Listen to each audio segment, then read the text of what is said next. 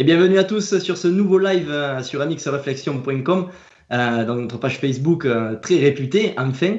Et ce live que vous pourrez retrouver si vous ne faites pas partie des petits vénards, vous le retrouverez sur YouTube quand Blaise voudra bien le mettre demain ou après-demain en fonction de sa connexion.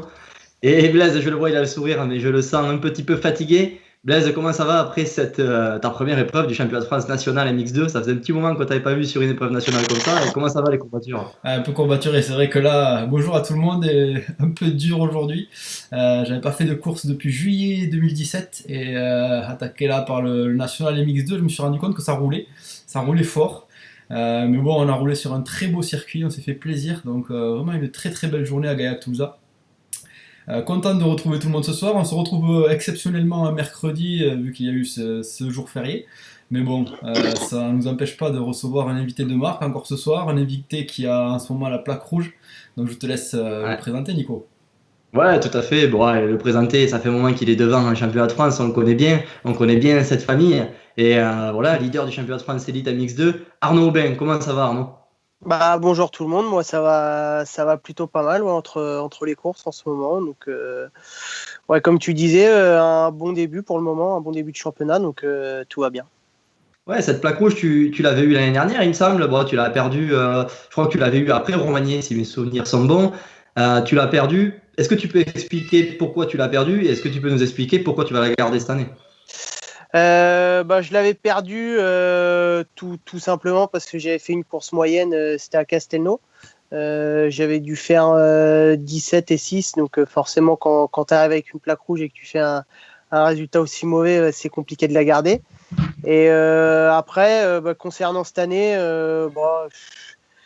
bah, c'est la deuxième fois que je l'ai, donc forcément un petit peu plus, pas d'expérience, mais un peu moins de pression certainement. Et après, bon, il reste encore pas mal de courses, donc je me dis que si je peux la garder jusqu'au bout, ce serait top. Maintenant, s'il faut la perdre, peut-être une ou deux fois dans l'année pour la récupérer.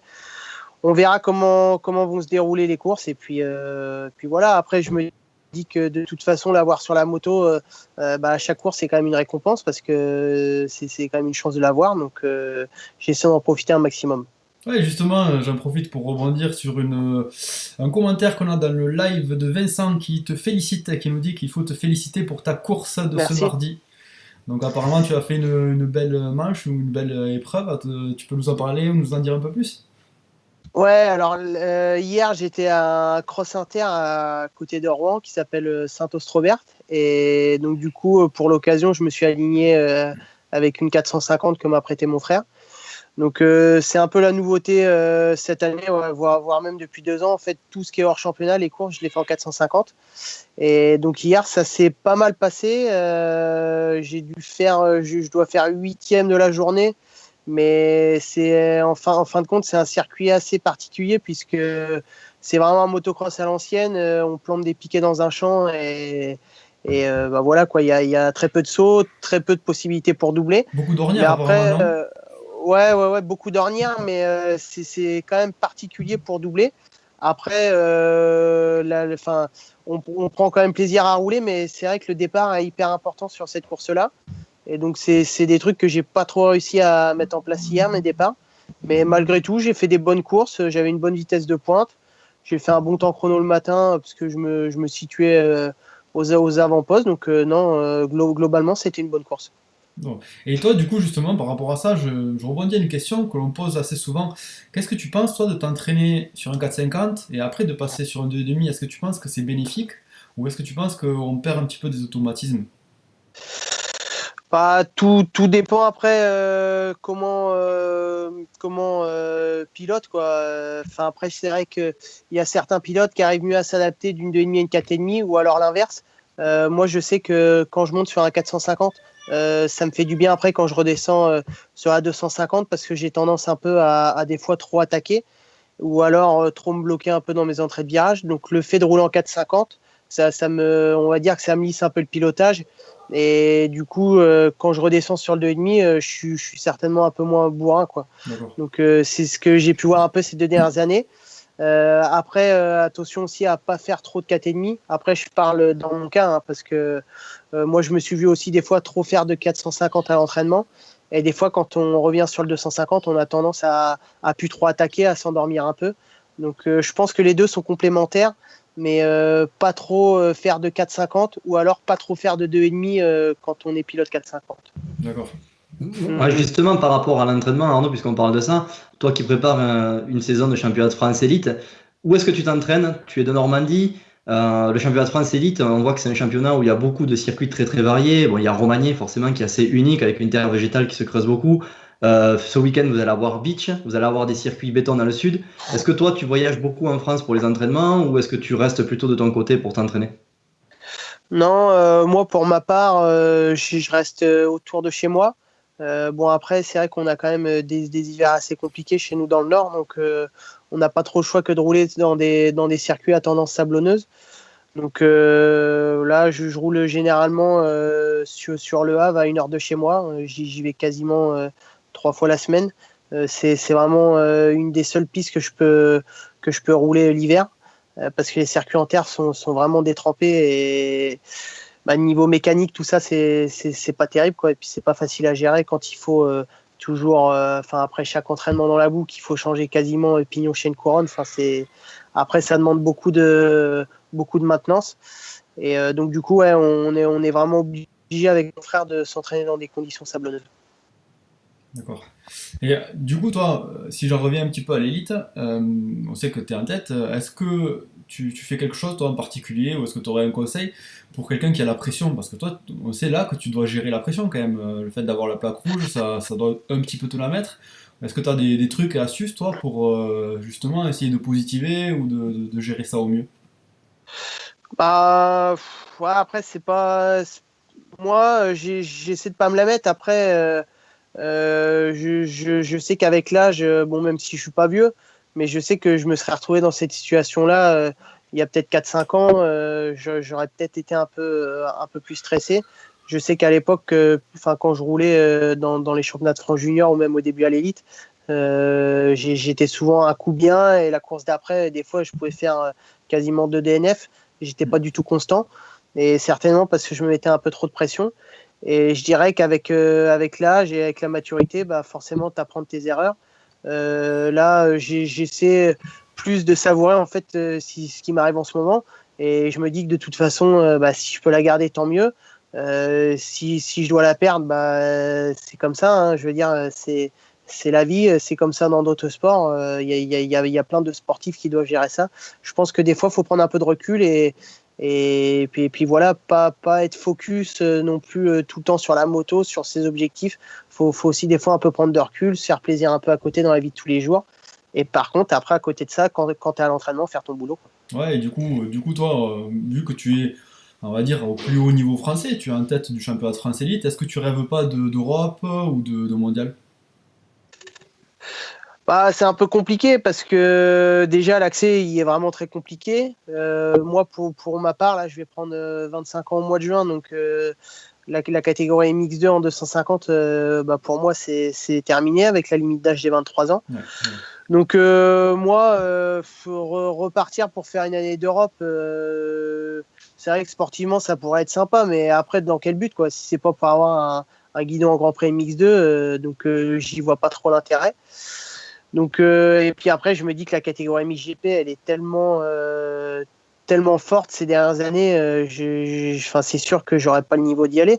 Donc, moi, je me dis qu'aujourd'hui, un bon programme français avec des championnats de France, la Coupe Pro X6 à Josse, ça fait quand même pas mal de courses avec les crosses inter à côté, les crosses nationales. J'arrive déjà à 35 courses par an, des courses où je peux gagner aussi où je peux gagner ma vie en roulant bien par rapport aussi à des courses de championnat d'Europe et de championnat du monde. Ouais. Ouais, après, c'est sympa de se mesurer aussi avec des gars du mondial, comme on a pu voir Rubini à Romagné. Bon, clairement, il était plus rapide, je pense, que tout le reste du plateau. Mais bon, ça permet de voir qu'en France, il y a un bon niveau parce que vous n'étiez pas non plus à la rue derrière, quoi. Non, c'est sûr. Moi, d'ailleurs, je suis vraiment content qu'il soit venu. Et d'ailleurs, j'ai trouvé bien de sa part de faire le déplacement. Et j'encourage aussi les autres pilotes de Grand Prix quand ils ont des trous à venir. Parce que du coup, nous, quand on arrive à forcément se rapprocher des pilotes comme ça, forcément, ça nous valorise aussi un peu. Bon, après, là, il était un poil au-dessus à Romagné. Mais bien que j'ai trouvé que plus la journée passait et mieux on était.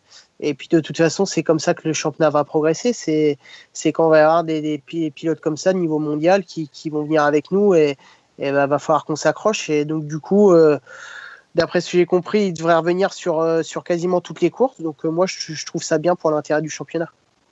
Ouais, du coup, juste, j'enchaîne sur une question là de Vincent, tant que j'y suis, tant que je la vois, qui te demande, Arnaud, si tu seras présent à Ploumion le 3 juin ou à Rozoy ou Rozoy, je sais pas comment on dit, le 22 juillet. Plomion le 3 juin, il me semble que j'ai un cross inter par chez moi, donc normalement c'est mort. Après, par contre, Rozoy, ouais, j'aimerais bien y retourner parce que c'est une course que je fais depuis 2 ans et à chaque fois, je prends plaisir à rouler là-bas. L'équipe du club est vraiment sympathique, donc pour l'instant, on n'est pas encore rentré en contact pour cette année, mais j'y retournerai avec grand plaisir si on arrive à se mettre d'accord et puis voilà. D'accord. Et Ouais, j'ai une petite question un petit peu plus sur les machines. La 250 Suzuki, bon, toi tu la connais bien, ça fait plusieurs saisons que tu roules avec. On va pas se cacher que c'est une moto qui est un petit peu vieillissante, elle va faire peau neuve en 2019. Qu'est-ce qu'il faut faire pour faire marcher une 250 Suzuki? Et mon autre question, c'est est-ce qu'en élite on peut rouler avec une moto d'origine? Ce qu'il faut faire, c'est sûr qu'il faut pas mal de boulot. Maintenant, je pense qu'il faut pas mal de boulot sur toutes les motos, quoi. Je pense que n'importe quelle moto d'origine aujourd'hui, que tu te prennes dans un championnat de France, dans un championnat de France élite, c'est un peu compliqué. Mis à part peut-être un petit peu les KT, les Husky qui ont bien évolué ces 2 dernières années. On le voit avec les pilotes qui sont dans les teams satellites en Grand Prix. Ils roulent avec des motos sur des bases quasiment d'origine. Forcément, on peut retravailler, mais il n'y a pas non plus gros changements. Après, je pense que pour les japonaises, forcément, il faut quand même abattre pas mal de boulot sur le moteur. Et moi, Ouais, après, sur les 250 particulièrement, puisque bon, c'est un peu le nerf de la guerre pour les départs. c'est ça, ouais. Mais après, la Suze, moi, j'en suis très content parce que quand je suis passé en 2015 dessus, c'était quasiment la même que cette année. Et le moteur m'avait pas déplu, je l'avais trouvé vraiment bien, alors que je sortais de la nouvelle YAM qui avait fait sensation dans les comparatifs, tout ça. Et en fin de compte, moi je l'ai vraiment trouvé bien. Bon, forcément, il a fallu qu'on bosse dessus. Je pense comme tous les pilotes aujourd'hui, que ce soit sur une Honda, sur une Kawa ou sur une YAM. Donc après, c'était un peu différent parce que l'année où je suis passé Suze, il y avait très peu de pilotes qui roulaient Suze avant moi, les années avant. Donc on n'avait pas trop d'antennes en fait au niveau des préparateurs, tout ça. Et ouais, c'est vraiment toi qui as développé la machine en partant de zéro. Voilà, c'est ça. On va dire que j'aurais roulé sur une autre marque. Par exemple, sur une Kawa, je sais que Bud faisait des bonnes Kawa ou des choses comme ça. Mais c'est vrai que la Suze, avant moi, il n'y avait vraiment personne quoi, dans le top 15 à l'élite. Et donc, du coup, il a fallu qu'on parte de zéro avec mon préparateur, Jérôme Sali. Et en fait, chaque année, on évolue. On repart sur la même base parce qu'on sait qu'elle est bonne. Et puis, on essaye à chaque fois d'apporter des petites nouveautés qui peut nous permettre de faire évoluer la moto. Et déjà, elle était bonne au début. Et plus les années passent, plus elle est meilleure. Et j'en suis vraiment très satisfait, quoi. Et du coup, moi, je rebondis sur ça pour parler un petit peu de ton team. On sait que toi, tu t'alignes en 2,5, ton frère est en 4,50. C'est une structure un peu familiale. Est-ce que tu peux nous parler un petit peu de ça? Comment ça s'est passé? Comment ça évolue? Comment vous vous entraînez ensemble? Ensemble ou pas d'ailleurs? Non, en fait, on s'entraîne tout le temps ensemble. Les seules fois qu'on s'est pas entraîné ensemble, malheureusement, c'était quand on avait un des deux qui était blessé. Mais sinon, on essaie de profiter de ça pour forcément, quand tu vas à l'entraînement avec ton frère et que les écarts sont assez proches, forcément, ça nous fait progresser. Après, concernant le team, c'est vrai qu'on l'a monté, on va dire, tous les deux.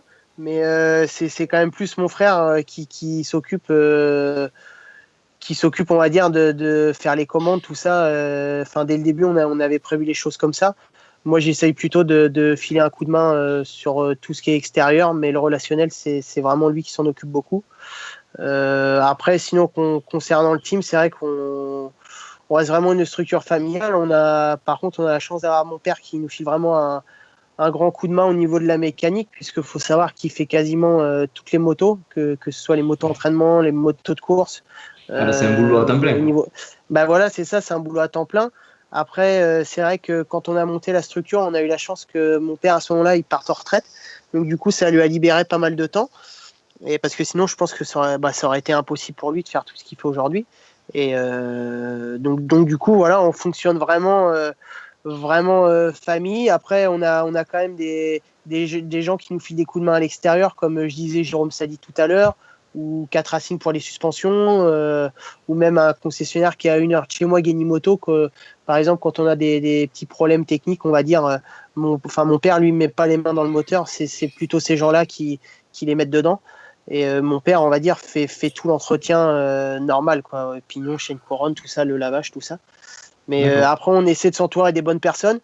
Et aussi mon père, forcément, qui fait un énorme boulot. Ouais, et un team familial comme ça représente combien de personnes? Est-ce que c'est ton père qui fait aussi la mécanique sur les courses pour les 2 motos ou vous avez un mécano attitré chacun? Et nous, généralement, on a souvent. Enfin, moi, c'est toujours mon père qui me fait la mécanique sur les courses pour moi. Et généralement, sur les courses, on a toujours une personne qui vient nous filer un coup de main. Donc, je pense au concessionnaire que je disais, c'est lui qui vient le plus souvent. Genimoto, et sinon après il y a toujours Jérôme Sali qui me fait mon moteur, il est quasiment là à tous les élites, donc pareil, ça lui permet de garder un petit œil, et s'il voit qu'on est un peu en difficulté ou qu'on a besoin d'un coup de main, forcément c'est la première personne à filer un coup de main. Mais généralement il y a toujours sur la course, on est toujours 4, quoi, les 2 pilotes plus mon père et un mécano extérieur. D'accord. Et après le reste de la semaine, vous vous entraînez ensemble avec ton frère au niveau physique ou pas? Euh, Plutôt moto. Après, physiquement, c'est vrai que des fois, ça peut arriver qu'on fasse du sport ensemble. Mais, mais généralement, pour tout ce qui est sport, on fait un petit peu de notre côté parce que on va dire que nos emplois du temps après dans la semaine sont un peu différents. D'accord. Moi, j'ai repris des cours là depuis le mois de décembre, et donc du coup, c'est un peu compliqué, on va dire, pour lui de faire du sport avec moi quand je dois y aller le matin de très bonne heure ou le soir tard. Donc du coup, c'est un peu compliqué pour ça en ce moment, mais après, par exemple, je sais que moi, quand je suis en vacances ou quoi, dès qu'on peut faire du sport ensemble, on essaie de le faire, mais plus la moto qu'on fait vraiment ensemble, ça c'est à chaque fois, on va dire 2-3 fois la semaine, on y va tout le temps ensemble. Et du coup, dans le team, ça c'est vous qui le gérez, l'entraînement physique. Vous n'avez pas un préparateur physique ou quelqu'un qui s'occupe de ça? Bah moi pour ma part, ça fait 3-4 ans que je bosse l'hiver avec Bruno Losito.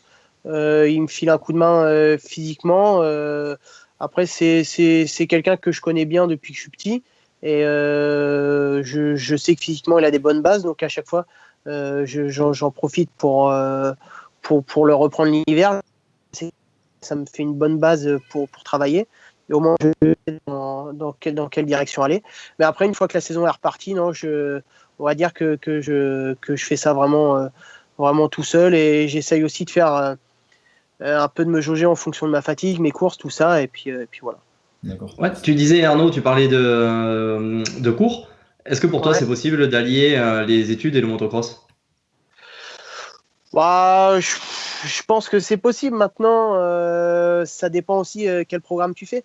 Je pense qu'aujourd'hui, quand tu restes sur des championnats de France, je pense que c'est possible. Moi, je suis en train de le faire en ce moment, et c'est vrai que du coup, on va dire que c'est un peu plus compliqué dans l'organisation, mais c'est largement faisable. Faut juste bien gérer son temps. Et puis voilà. Après, c'est vrai que quand tu commences à faire du championnat d'Europe, du championnat du monde, à avoir des déplacements lointains où il faut partir longtemps à l'avance et que tu rentres tard après la course, forcément, là, c'est un peu plus compliqué.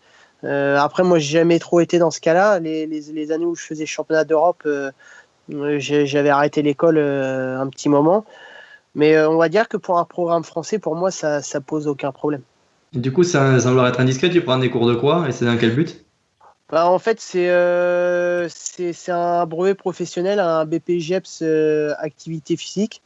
Et en D'accord. fait, c'est pour pouvoir être éducateur dans tous les sports. Donc, si j'arrive à avoir le diplôme, parce que c'est pas fini, normalement ça devrait aller, mais ça me permettra d'être éducateur dans le foot, un petit peu, on va dire, ping-pong, tennis. Ça me permettra de d'avoir des bases un peu dans tous les sports. Donc, D'accord, donc du coup, à 25 ans, tu penses déjà à ta reconversion ou c'est vraiment un plaisir, tu fais ça par plaisir pour bah, faire ça à côté de la moto? ouais, je fais ça par plaisir et puis forcément, je pense pas tout de suite à la reconversion, mais après, quand tu arrives à 25 ans, tu sais bien que tu vas pas vivre de la moto éternellement, c'est déjà assez compliqué. Et bah, il faut aussi penser à ce que tu feras après. Et je pense que là, c'était la bonne période pour moi pour reprendre des cours. Et puis en plus, je vois que ça impacte pas forcément sur les résultats. Donc je suis content d'avoir fait ce choix-là, quoi. Ouais, c'est bien. Et du coup, on sait que toi, tu fais du motocross, tu es un pilote qui fait aussi du supercross. Si tu devais choisir entre les deux, tu choisirais quoi? Ouais, moi, je suis venu au Supercross un poil plus tard. Parce que faut savoir que quand tu es jeune et que tu essaies de percer en championnat d'Europe, c'est assez compliqué de faire du supercross. Donc je m'y suis mis, bon j'en avais fait un petit peu en 125 mais pas des masses. Et je m'y suis mis vraiment fin 2014. Donc après, bon j'ai réussi à m'adapter. Maintenant, je dirais quand même que ouais, une bonne course de cross avec des bonnes ornières, tout ça, des efforts assez longs de 30 minutes. Moi, je suis quand même, enfin, j'ai une petite préférence pour le motocross.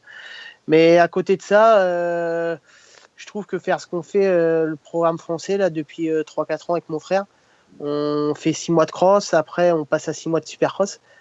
Enfin, ça permet de pas trop s'ennuyer, on va dire. Tu passes d'une discipline à l'autre. Quand on a marre d'une discipline, forcément, ça permet de changer et de varier. Et quand les saisons sont longues comme ça, je trouve que pour la tête, c'est vraiment bien. Et du coup, pas de programme sable pour toi? Non, non, bah, j'y pense un peu parce que j'aimerais bien faire une saison complète dans le sable, mais le problème qu'on a aujourd'hui, c'est que les saisons de sable commencent vraiment de bonne heure. Ouais. Faut savoir qu'au mois d'août, déjà, on va dire que les spécialistes du sable commencent à s'entraîner. Alors que Toi, nous, t'es au sur mois les pistes d'août, de Supercross. Ouais. bah voilà, ouais, on attaque tout juste le Supercross depuis un mois, quoi. Donc c'est compliqué de concilier le sable avec un programme cross Supercross. Je pense que Faut choisir c'est là. largement faisable. Voilà, à mon avis, garder le cross, ça c'est sûr.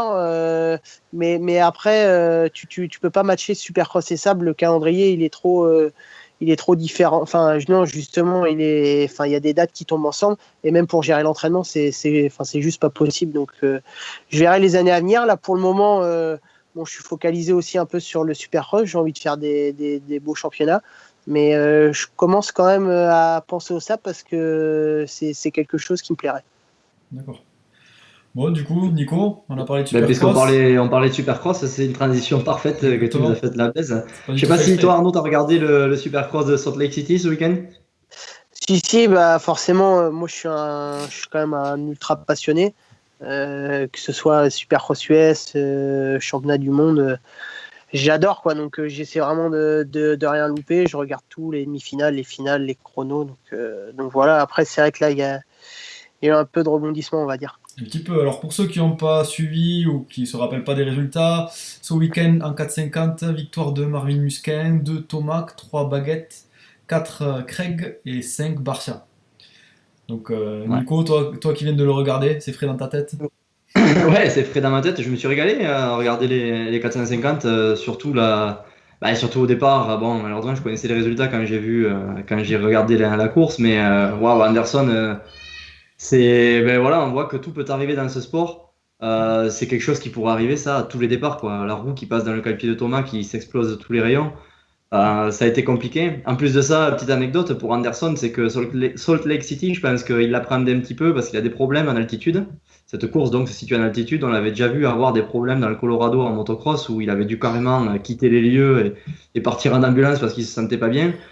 Donc malheureusement pour lui, ben, la FIM ne lui autorise pas à prendre des cachets pour lutter contre ça. Donc il arrive à chaque fois la veille, vraiment le plus tard possible, la veille de la course, pour lutter contre l'altitude. Et bon là, en plus de ça, il a juste pas eu de chance, quoi. Ouais, ouais, là c'est un manque de chance, c'est sûr que compliqué. Je sais pas ce que t'en penses Euh, toi, Arnaud, mais une saison ça peut vite basculer. Bah, ouais, c'est sûr. Après, moi, les problèmes qu'il a avec l'altitude, vous venez juste de me l'apprendre parce que j'ignorais complètement. Mais c'est vrai que là, du coup, je pense qu'il doit l'avoir mauvaise parce que il avait vraiment fait une super gestion jusqu'à cette course. Et comme quoi, dans ce sport-là, tout peut arriver. Après, ouais, c'est vrai que c'est assez délicat parce qu'il me semble qu'il avait pris la plaque rouge à la deuxième épreuve. Il s'était fait vraiment une avance confortable et du coup, cette avance variait à chaque fois entre 7 et 8 points, quoi. Et là, d'un coup, perdre 20 points. Bon, du coup, c'est vrai que pour le grand public, c'est pas mal parce que ça relance le championnat. Et même nous, Français, on se retrouve avec Marvin qui peut croire vraiment ses chances maintenant. Et bon, je pense que ça va être une belle finale ce week-end, même si logiquement Anderson est avec 14 points d'avance. Ouais, c'est Marvin ça. peut y croire, mais normalement 14 points d'avance, ça se reprend pas comme ça. Je pense que s'il a pas de soucis mécaniques ou de chute, par exemple, comme il a eu au départ, ça va être compliqué de reprendre 14 points à la régulière. C'est vrai, mais après, il peut être énervé quand même parce qu'il avait très bien géré jusqu'à maintenant. Là, on peut dire que c'est un manque de chance quand même. Tomber au départ, ok, mais d'habitude, c'est un pilote qui peut remonter facilement. Là, en plus de ça, il s'est fait casser les rayons. Donc, il doit être assez énervé de se mettre cette pression inutile à la dernière épreuve quand même. Je me mets à sa place et ça va être un peu compliqué. C'est sûr que c'est vrai que c'est compliqué parce que en plus on peut voir dans ce championnat-là que en début d'année quand tu partais mal par exemple c'était compliqué de remonter mais là avec Avec tous les pilotes qui sont blessés tout ça même pour un pilote de son calibre partir loin ou tomber au départ pour moi il n'aurait pas eu du mal à remonter dans le top 5 et à s'assurer le titre quoi. Exactement. Et il y a tellement un gros gap entre lui quelqu'un comme Marvin, Tomac et puis on va dire les autres, que je pense qu'il aurait pu remonter au moins 5e. Et du coup, il y a eu ce problème de roue avant. On va dire c'est la faute à pas de chance, quoi. Parce que une chute au départ, à la limite, on peut dire que ça peut arriver, mais là, malheureusement, la roue avant qui se met dans leur pose-pied d'un autre pilote, c'est vrai que c'est vraiment pas de chance. Ouais, Après, tu en penses quoi? T'as vu, ça a pris, on trouve, bon après, c'est de la télé, on trouve que ça a pris énormément de temps pour changer la roue avant. Tu penses que c'est quoi? C'est dû à la panique ou c'est juste le temps normal pour changer une roue avant? Moi, c'est compliqué de me poser cette question parce que je pense que j'aurais mis encore 2-3 fois plus de temps qu'eux. Mais Non, c'est vrai en que. plus de ça, quand tu chronomètres, ils ont mis, je crois, il y en a qui se sont mis à le faire, ils ont mis que 1 minute 40. Ça paraît long à la télé parce Ouais. que le gars, forcément, il prend 2 tours pendant ce temps-là, mais au final, dans la panique, c'est pas comme si le gars, il arrive au camion avec tous les outils dépliés et tout ça. Je pense que c'est très très compliqué, quoi. Ouais, c'est sûr, c'est compliqué, mais je pense qu'ils se sont mis peut-être la pression, il y avait peut-être quelque chose qui clochait pour changer la roue. Mais c'est vrai qu'1 minute 40 pour des mécanos, on va dire, d'usine, pour moi, même si je suis pas mécano, que je suis très mauvais mécano, moi je vois bien comme mon père fait ou même d'autres mécanos. Je pense que si vraiment ils l'auraient bien fait, ils auraient pu mettre quasiment 2 fois moins de temps, quoi. 2 fois moins de temps sur une course comme à Salt Lake City, et il aurait faire encore 400 places de mieux. Donc forcément, c'est vrai que c'est un peu rageant. Je pense que cette soirée-là, il y a rien qui lui a surpris, quoi. Ouais. Oui, surtout qu'à côté de ça, c'est pas comme si Marvin avait fait une mauvaise place. Là, il a très bien roulé, il a été assez propre. Moi, je redoutais un peu personnellement parce que je voyais ces deux grandes séries de whoops, j'avais vu les qualifs. Je me suis dit, Thomas va être rapide. En plus, il avait un petit peu les nerfs. Mais non, il a bien assuré. Heureusement, peut-être pour lui, les séries de whoops avaient l'air assez défoncées. Donc, le fait de les sauter, il perdait pas forcément de temps. Et apparemment, il a gagné sur le reste du circuit. Donc c'est plutôt bien. Toi, tu penses quoi justement des passages dans les whoops de Marvin Musquin? On disait de lui en début d'année qu'il était un peu faible à ce niveau-là. Qu'est-ce que tu en penses, toi? C'est compliqué à dire, hein, pour moi de juger un pilote de son calibre parce que déjà, même si en début d'année, c'est vrai qu'il perdait pas mal de temps dans les whoops, je pense qu'il s'est refait un peu. Il a quand même évolué au niveau de ses passages quand il dribble. Mais c'est vrai qu'on peut voir qu'il lui manque encore un peu de vitesse par rapport vraiment au meilleur que sont Thomas ou même Anderson dans les whoops ou même Brayton. Après, il faut savoir aussi, Je pense que ça peut venir aussi peut-être du gabarit. C'est vrai que Marvin, il arrive à compenser techniquement en sautant, mais on peut voir aussi que les mecs qui dribblent vraiment bien sont assez costauds. On voit quand Thomas qui dribble assez fort, il bloque vraiment la moto avec ses jambes. Et c'est vrai que Marvin, pour passer aussi vite, physiquement, ça fait un peu plus frêle quand même sur la moto. Mais après, c'est aussi ce gabarit assez fin qui lui permet de compenser techniquement en sautant ou en faisant des trucs techniques vraiment pas mal. Ouais. Toi, en Supercross, t'es plutôt du genre à sauter ou à dribbler les hoops? Moi plutôt dribbler, mais bon, après, il faudrait que je progresse vraiment en sautant parce que techniquement, c'est une de mes lacunes, je dirais. Quand il faut sauter, je manque un peu de précision. Donc c'est pour ça que généralement je fais le choix de dribbler. Après, le choix de dribbler ou de sauter aussi, ça dépend quand on arrive sur une course, comment sont faites les whoops. Des fois, on peut se retrouver à sauter assez rapidement dès les essais. Et des fois, plus tard dans la soirée, quand les whoops sont défoncés. Et puis des fois, même pas du tout, quoi. Parce que même quand les whoops sont défoncés, quand le fond des whoops est assez...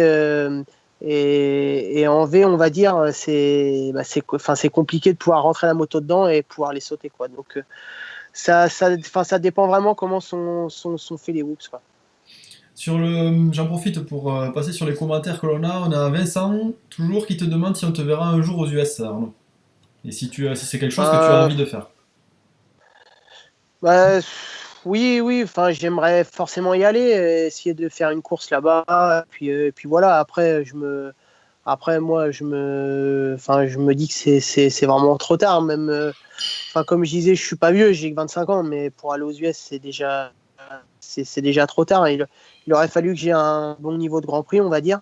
Et puis voilà, pour essayer de tenter quelque chose là-bas. Après, y aller pour faire un peu ce qu'a fait Tomado il y a 2 ans ou Yannis Hirsuti cette année. Oui, là, se tenter une aventure de 3 mois, oui, pourquoi pas, c'est quelque chose qui me plairait. Après, c'est toujours pareil, il faudrait trouver des budgets, tout ça, parce que ça reste quand même des trips qui coûtent quand même pas mal d'argent. Donc, bon, Ouais, puis en on plus de verra ça, après. tu fais abstraction de l'argent que tu pourrais gagner en France aussi en faisant le début du championnat de France Elite. Pour la préparation, ça te lèse un peu aussi. C'est compliqué quand même, je pense. Ben voilà, c'est compliqué. Après, c'est sûr que c'est quelque chose que j'aimerais bien faire au moins une fois dans ma carrière. Si je pouvais me faire un trip là-bas aux US, ce serait vraiment quelque chose de vraiment sympa. Après, faut voir aussi avec nos partenaires parce que nous, on a quand même des budgets, du matériel pour fonctionner sur le championnat de France. Donc après, c'est compliqué de dire à tes partenaires, je m'en vais 2 mois aux US et puis je loupe l'ouverture de l'élite. Je pense qu'il faut tout mettre à plat dès le début. Mais on verra, c'est quelque chose qui m'intéresserait, on verra dans les années à venir. Ouais, après, si je continue sur la partie 450, on a vu Baguette qui est en train de monter en puissance, hein, comme on le disait lors des précédents lives, il prend ses marques. Bon, bien sûr, ça vient aussi du fait qu'il y ait pas mal de blessés, on va pas se le cacher, mais il termine à une belle 3e place, il avait une vitesse de pointe qui était correcte, qui était plutôt bonne même sur cette fin de championnat et cette fin de course. Donc pas mal. On a Craig aussi, Craig qui a montré de belles choses, techniquement assez fin, assez beau à voir. Toi, tu penses quoi justement de ce pilote Arnaud de Craig par rapport à sa vitesse et du fait qu'il monte du 250 au 450 là? C'est sûr que techniquement, c'est vraiment un très bon pilote. Je pense qu'il a vraiment un gros bagage. Maintenant, je pense que le souci qu'il a, c'est que en fait, c'est un peu plat, quoi. Je le vois pas avoir une grosse progression. Même si techniquement il peut évoluer encore, le problème c'est qu'aujourd'hui Christian Craig, on va dire que c'est un podium 3e en 2,50 et puis quand il passe en 4,50, s'il fait un bon départ il fera 6-7e et s'il part 10e il fera 7-8e, quoi. Donc je pense que c'est compliqué de le projeter podium en 4,50. Pour moi il lui manque pas mal d'agressivité et après je le connais pas personnellement, mais peut-être aussi mentalement on le voit dans les duels, tout ça, c'est quand même souvent un pilote qui qui gagne jamais ses duels, quoi. Et je pense qu'aujourd'hui, au très haut niveau en Supercross US, c'est vraiment une grosse lacune, quoi. C'est vrai, t'as raison, parce que par rapport à ça, c'était l'année dernière avec Webb, il y avait pas mal de duels, ça se frottait, enfin, on le sentait assez agressif, et là en 4,50, on le sent un peu en dedans, on a même l'impression qu'il prend pas de risque. Mais au final, c'est vrai que sur cette épreuve, c'est pas mal, il fait une belle 4e place, donc c'est quand même bien, c'est quand même Ouais, honorable. ouais, non, mais c'est sûr que c'est honorable. Après, je crois que si je me rappelle bien, il doit partir en tête. Ouais, il Et part en fait, devant, quand ouais, tu regardes, exactement. ouais, puis quand tu regardes l'écart à la fin de la course, quand même, par rapport à quelqu'un comme Marvin, l'écart entre le premier et lui qui est 4e, il est quand même assez conséquent. Ouais, c'est sûr. Donc, Ouais, 16 secondes, 17 secondes. Ouais. ouais, mais enfin, je trouve, même s'il roule très bien, je pense que c'est compliqué de le voir mieux.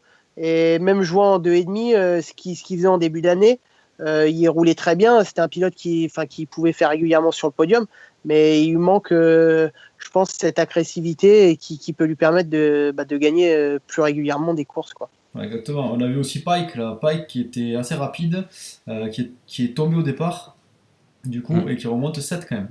Donc qui était pas mal. Mais Pike, c'est pareil.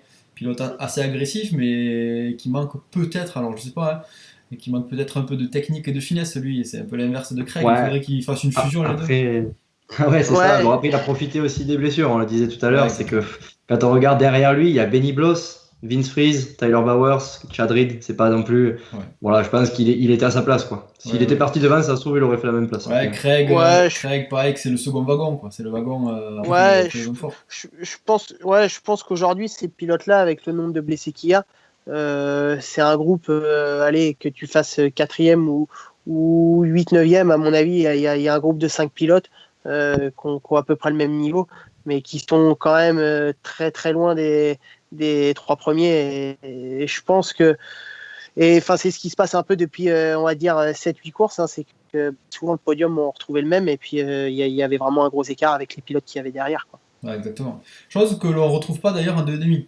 En 2,5, on a un peu Ouais. plus de bataille. Et d'ailleurs, on a vu une belle finale là avec 4 pilotes qui étaient vraiment au coude à coude.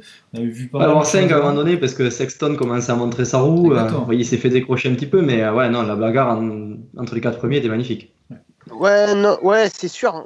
Moi, d'ailleurs, ça fait quelques années que j'adore regarder les finales de 150. J'ai toujours trouvé qu'il y avait énormément de rebondissements dans cette catégorie.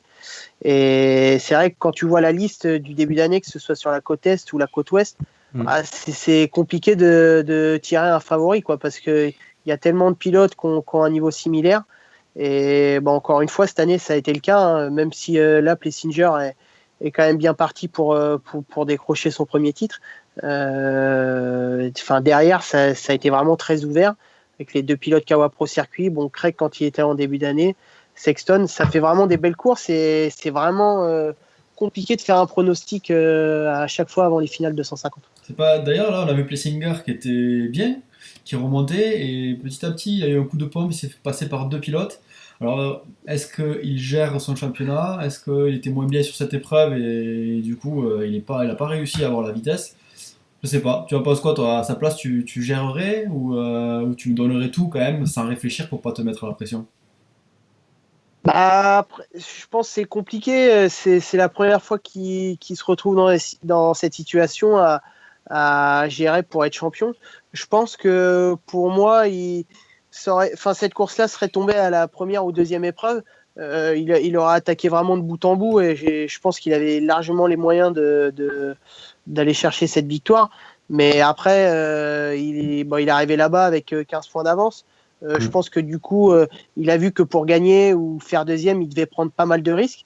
Et ben voilà, après une course de la fin, avec l'écart qu'il a sur ses poursuivants au championnat, il a fait le choix de gérer un peu plus. Et puis au final, il doit terminer 3 ou 4. Et il a encore, je crois, entre 12 et 15 points d'avance avant la finale. Ouais, il a Donc 13 je points pense que d'avance. Ouais.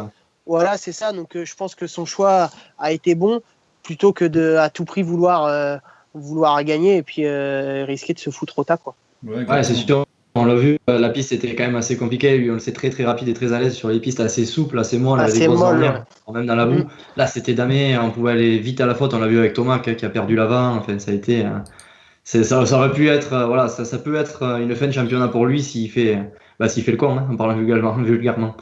Bah ouais, non, c'est sûr. En plus, ça reste des championnats quand même assez courts.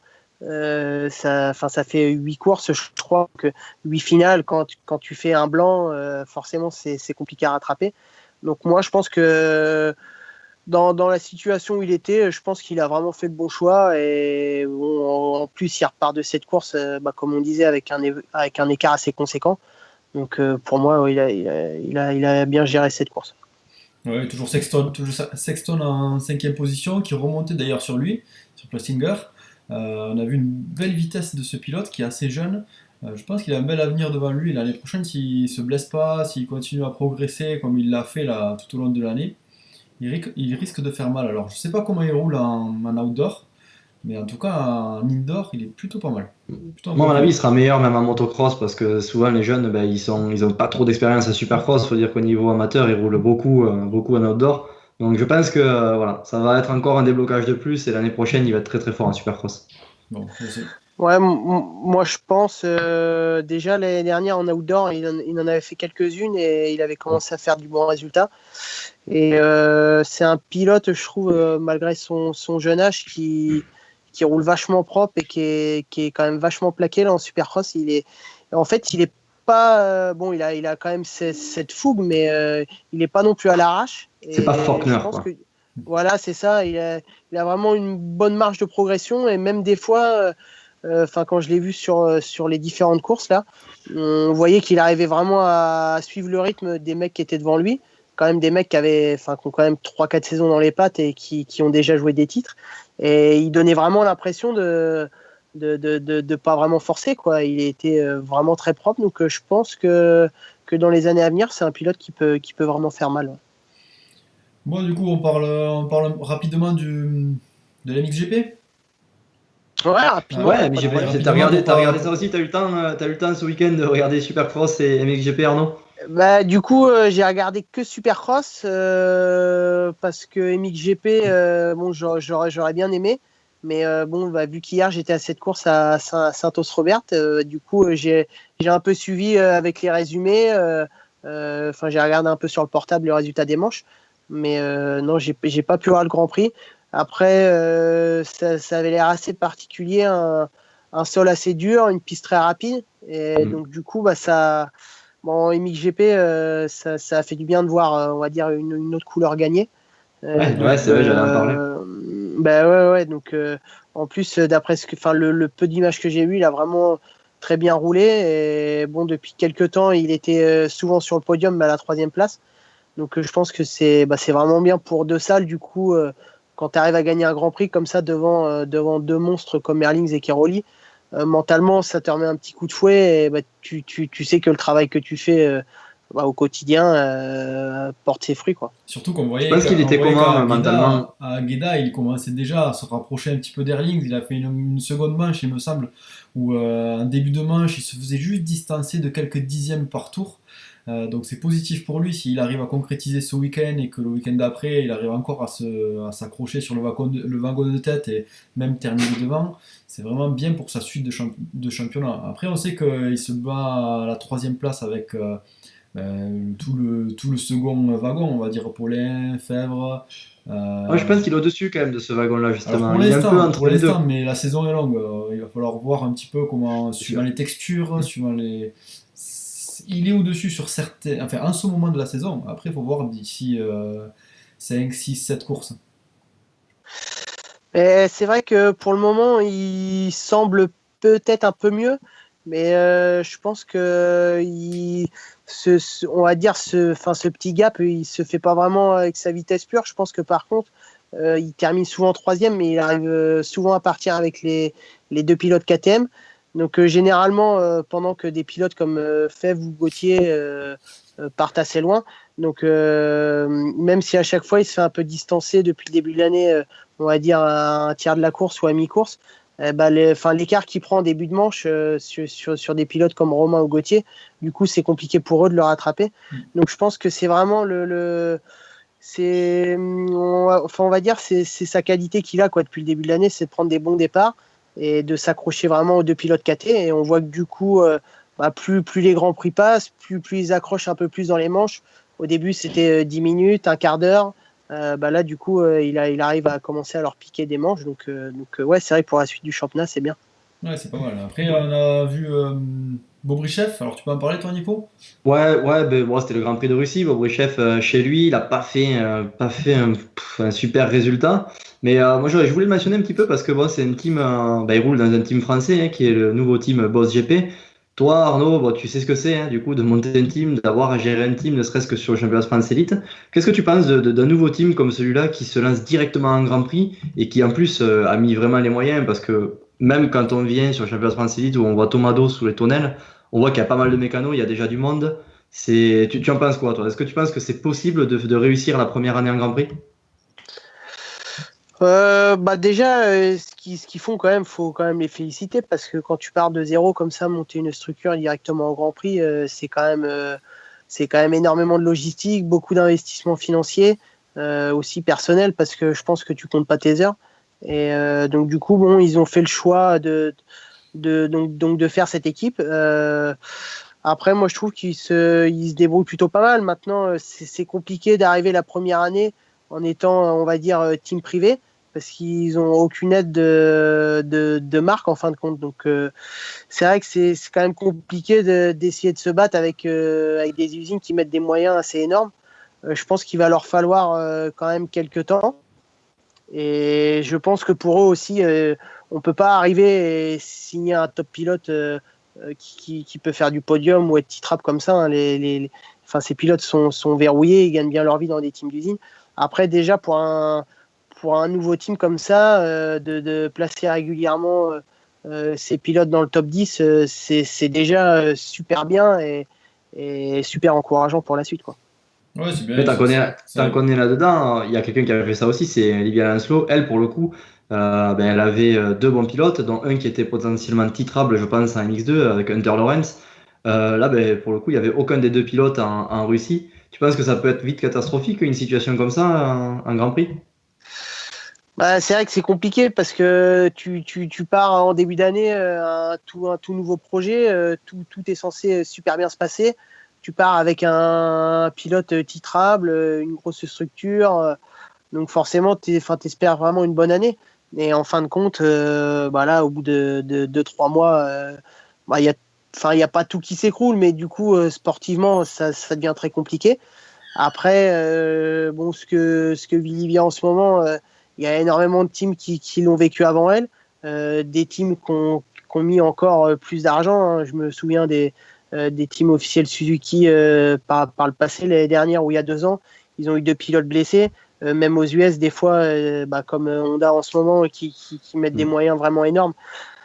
Forcément, c'est un sport à risque et du coup, le risque blessure, il est permanent dans ce sport-là. Donc, c'est vrai que des fois, il faut accepter qu'il y a des années où des périodes, ce soit très compliqué, même en mettant des gros moyens financiers ou en ayant beaucoup de matériel, quoi.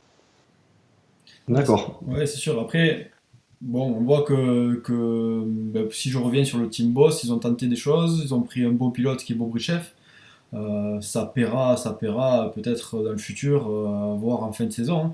Il faut le temps que tout le monde trouve ses marques, que tout le monde arrive à se faire au rythme mondial, on va dire. Mais ça viendra. Ouais, ouais, je pense que ça viendra. Maintenant, je pense que après, dans des structures un peu plus petites comme ça, je pense qu'au niveau du personnel et tout le monde trouve ses marques assez rapidement. Mais après, je pense que c'est le temps qu'il faut à développer une moto faite pour le pilote aussi. Je pense aujourd'hui. Après, moi, je connais pas trop la situation du team ou la situation du pilote, mais je sais que c'est un pilote qui est capable d'aller vite et il loupe pas mal de départs, donc forcément, il va leur falloir certainement un peu de temps ou encore quelques courses pour qu'il arrive à partir devant. Et je pense que c'est ces choses-là aujourd'hui pour un petit team qui sont un peu compliquées, en plus de la gestion et de tous les à côté, quoi. Ouais, exactement. Et si on parle un petit peu de nos Français, on a Romain Fèvre qui fait une quatrième position finale avec 34 points et Gauthier Paulin, pardon, une sixième place finale avec 33 points. Compliqué un Ouais, peu. Fèvre doit être frustré quand même, hein. Ouais, Encore quatrième au pied du podium. Je pense que là, il va pas tarder à s'énerver. compliqué. Ouais, après c'est vrai que bon après moi c'est compliqué pour moi de juger cette course-là parce que comme je disais j'ai vu que des petites images, Mm. j'ai pas vu l'intégralité du Grand Prix, mais bon après c'est vrai que pour Romain c'est un peu il roule très bien, mais c'est vrai que je comprends que ça doit être rageant pour lui quand tu t'entraînes dur comme ça et que je crois que ça doit faire 4 Grands Prix ou 5 Grands Prix qui finit à la quatrième place. C'est ça. Forcément, c'est un peu rageant. Mais bon, après, c'est comme ça. Faut pas, il ne mérite pas non plus. Hein. Il y a tellement de bons pilotes devant lui qui ont vraiment un gros niveau. Mais je pense que de toute façon, ça devrait payer assez rapidement. En plus, il est jamais très loin de la troisième place. Donc, je pense dès qu'il va avoir un petit déclic ou dès que tout va vraiment se mettre en marche, il devra enchaîner pas mal de podiums. Oui, après, Après, pour Gauthier, je trouve qu'il roule bien. Il a fait vraiment des bons grands prix. Je pense notamment à Red Sand. Bon, je les ai plus exactement dans ma tête, mais je l'avais vu faire des belles manches. Après, il a toujours ce petit, je crois, c'est ses problèmes de départ quand même. Il part quand même pas terrible. Enfin, en tout cas, s'il part pas mal, il part pas assez bien pour pouvoir jouer vraiment les tout premiers rôles. Et il part, je crois, à chaque fois entre 5 et 10. Et le problème, c'est que pour viser podium ou essayer de gagner des manches, bah, Ouais, à c'est trop moins loin, quoi. d'avoir la vitesse de Erlings et de pouvoir se permettre un départ comme ça. Mais bon, là pour le coup, il est dans le mix, on va dire, mais il a pas encore une vitesse surhumaine. ouais. Non, non, non, mais après, le problème, c'est que c'est tellement compliqué aujourd'hui. Je pense que cette catégorie est tellement homogène. Si tu t'appelles pas Erlings, c'est compliqué de remonter, quoi. Ouais, on le voit aussi avec Tim Geyser qui a lui aussi quelques soucis au départ. Moi, je le mets dans le même panier que Gauthier, Paulin et Romain Fèvre. C'est trois pilotes qui pourraient prétendre à une victoire et qui sont relayés à la quatrième ou quatrième, cinquième place, ben justement parce qu'il y a des phénomènes devant entre Keroli et Erlings. Voilà, c'est vraiment compliqué d'accrocher un podium régulier à cause de ces pilotes-là qui sont vraiment, vraiment très, très rapides. Ça nous semble compliqué alors qu'il y a quelques années, on avait Geyser, Fèvre aux avant-postes. Mais bon, ça a évolué, ça change chaque année. Et c'est un peu plus compliqué pour eux. Oui, c'est sûr. Après, bah, comme tu le dis, hein, chaque année est différente. Maintenant, c'est vrai que là, par exemple, Erling semble un petit peu au-dessus en vitesse pure. Mais bon, bah, c'est comme ça. Je pense qu'il faut accepter. Et je pense que pour tous ces pilotes-là, justement, essayer de s'en servir, essayer vraiment de réduire l'écart et de le pousser un peu à la faute et lui mettre la pression. Je pense qu'aujourd'hui, dans la situation où ils sont, il y a vraiment que ça à faire, essayer de partir avec lui et de pousser un peu comme fait De Salle depuis quelques courses quand il arrive à partir avec eux, à prendre leur rythme et puis petit à petit, on voit que ça peut payer en gagnant des grands prix, quoi. Ouais, exactement. Et on voit du coup ben, qu'en 2,5, ça a marché pour Prado qui a poussé Jonas dans ses derniers retranchements sur les épreuves d'avant. Et là, on voit qu'il y a eu un retournement de situation avec Prado qui gagne les deux manches. Donc c'est Non, pas mal. Jonas qui gagnait deux manches. Ouais. Jonas, excusez-moi, c'est Jonas qui gagne les deux manches et Prado qui a gagné le week-end dernier. Donc voilà, il y a un mano à mano qui est pas mal à voir.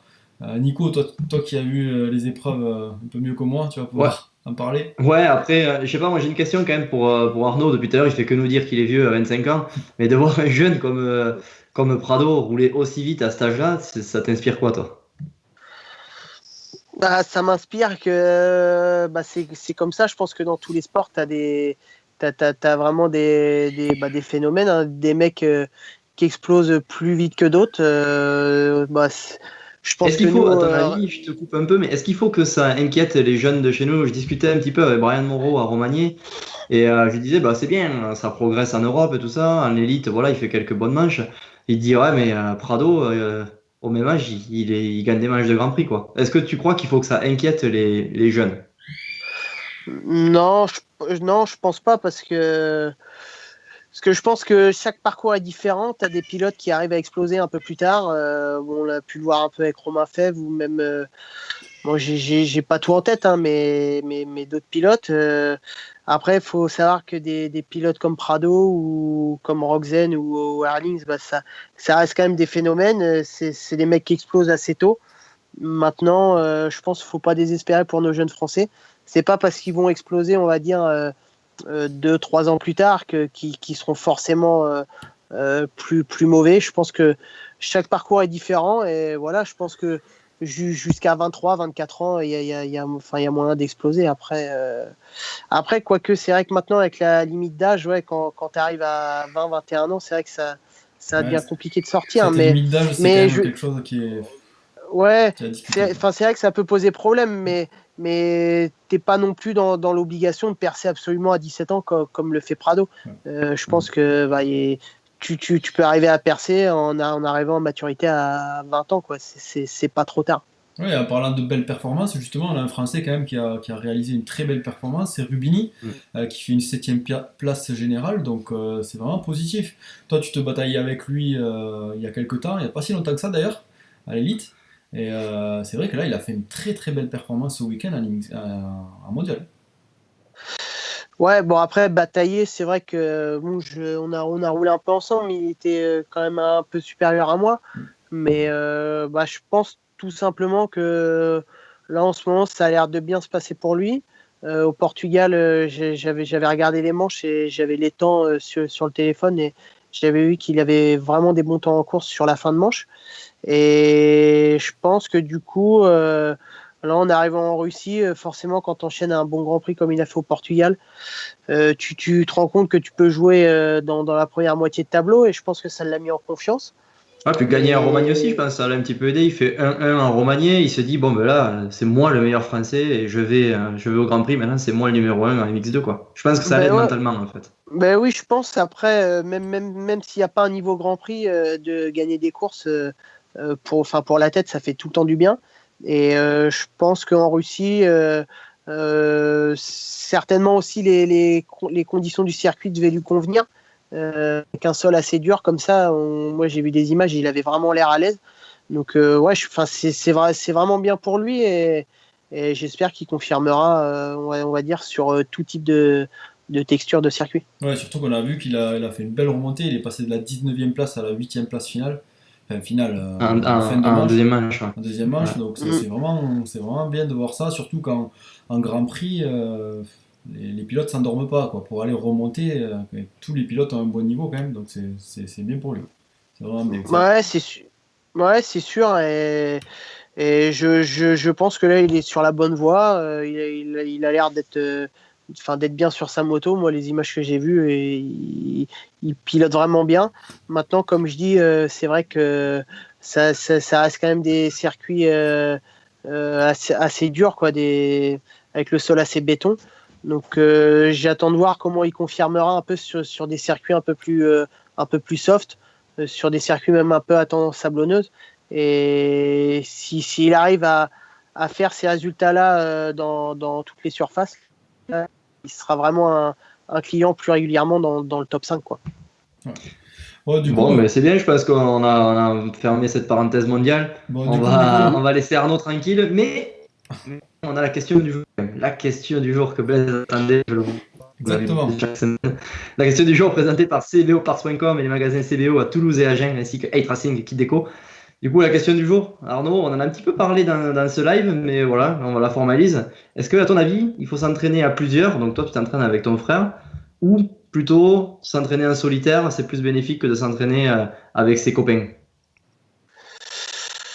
Ouais, ouais, c'est compliqué. Moi, c'est vrai que je m'entraîne pas mal avec Nico. Maintenant, je pense que quand tu as une grosse détermination et que tu sais ce que tu veux, tu peux t'entraîner tout seul. Après, ce qui est important, je pense, aujourd'hui, c'est d'avoir un œil extérieur, un coach ou voilà, enfin quelqu'un qui peut qui peut te guider un minimum. Mais après, c'est pas obligé de s'entraîner avec quelqu'un. Moi, j'en profite avec Nico parce que forcément, on est frères, on a des bonnes relations. Mais je sais qu'il y a des périodes où, quand lui a été blessé ou que ça a été moi, on s'est entraîné tout seul et ça nous a pas empêché de performer en course. Donc voilà, je pense à avoir un bon œil extérieur et surtout être déterminé et savoir ce qu'on veut en tant que pilote. Il y a quand même moyen de progresser tout seul. Ouais, toi, Nico, justement, qu'est-ce que t'en penses par rapport à ça? Toi, par rapport à ton expérience niveau ligue, est-ce que tu préférais t'entraîner seul, t'entraîner avec quelqu'un qui Ouais, a je à peu sais près pas, le même moi j'aimais niveau? bien, moi j'ai toujours bien aimé m'entraîner avec mes potes et tout ça, je pense que c'est bien quand même, c'est plus simple que de faire tout un hiver tout seul. Après, j'avais tendance quand même à m'entraîner de mon côté et pas regarder trop ce que faisaient les autres, ça m'a toujours agacé quand je faisais mes manches, qu'il y ait toujours quelqu'un qui se mette derrière moi, qui veuille montrer qu'il était plus rapide que moi à l'entraînement ou tout ça, ou les parents de pilotes et qui prenaient des chronos pendant que toi tu fais tes manches. Enfin, chacun a son entraînement et tout ça, je pense qu'il faut le respecter. Moi, ça me dérangeait pas personnellement de m'entraîner tout seul. Et la semaine, dans tous les cas, je me suis toujours entraîné tout seul pour mes footings, pour le vélo. J'ai rarement fait tout ça en groupe. Ouais, bon, pour ma part, c'est un peu pareil que toi, Nico, mais je pense paradoxalement, tu vois, que je me suis entraîné tout seul, mais j'aurais peut-être plus progressé si j'avais eu quelqu'un du même niveau et qu'on aurait roulé ensemble, par exemple, tous les week-ends. Tu vois, je pense qu'il y aurait eu peut-être un truc en plus, et ça peut être bien pour certains qui veulent progresser un peu plus rapidement, de Ouais, s'entraîner après, avec, bien sûr, un on pilote peut du même avoir. niveau. Ouais, c'est ça, c'est que je sais pas ce que t'en penses, toi, Arnaud, mais on voit des gars comme Jake Weimer ou Brock Tickle qui se sont un petit peu fait très très mal au mental en s'entraînant à la Baker's Factory avec des gars comme ben, pour Weimer, c'était Villopoto. Pour Tickle, ben, ça a été Musquin avec Osborne et Anderson. Tu penses que dans ce cas-là, c'est pas difficile pour le gars qui est un petit peu en dessous? Bah si, alors quand tu es un peu en dessous et que tu vois que tu peux combler l'écart, non, à la limite, ça Ça te t'encourage tire vers le haut. voilà, ouais, à te tirer et tout. Mais après, c'est vrai que quand tu te prends des claques à chaque entraînement, que tu te prends 2 secondes autour, tout ça, là, par contre, ça peut devenir vite. Enfin, du coup, ce côté positif que tu dois avoir, du coup, bah, ça devient négatif, quoi. Mais, mais moi, je vois, par exemple, bon, dans notre cas, c'est pas le même niveau, mais avec Nico, c'est vrai que moi, après, je peux pas le nier là-dessus. Ça m'a quand même servi de m'entraîner avec lui, surtout ces dernières années. Après, à côté de ça, quand j'étais encore très loin, à 5 secondes, enfin tu vois des choses, mais l'écart est tellement conséquent que quand tu pars, admettons, derrière lui, au final, ça te sert à pas grand-chose, quoi. Bon, Bon, eh bah, ben, très très bien, bien, ben, merci beaucoup à merci, toi, merci, merci, ouais. Merci pour cet œil Arnaud. extérieur en tout cas. Et puis, ben, on a appris plein de choses. On ne te verra pas ce week-end, nous, à Beach, parce qu'on est du sud et le sable, ça nous fait un petit peu peur. Enfin, surtout à Blaise. On essaye de motiver pour faire le touquet. Et bon, pour tout te dire, à Blaise, même dans les after-work, dans les bars où il y a du sable, il arrive à tomber. Donc, le D'accord. mettre à Bon, bah, Beach, même un spectateur, c'est ouais. compliqué. Non, c'est pour ça. On Donc, va pas y rester aller au alors. chaud dans le sud, dans notre sud natal. Bon. Bon, merci Arnaud, en tout cas, pour ton temps. Et on se retrouve sur les épreuves de l'élite. On espère que tu vas garder cette plaque rouge jusqu'au bout. Et bah, merci bien à vous, et puis bah, bonne continuation, et bon, on se verra sur les prochaines courses alors. Allez, Ça merci, bon marche. courage et au revoir tout le Allez, monde. salut, Salut à tous. Allez, à la salut. prochaine, salut.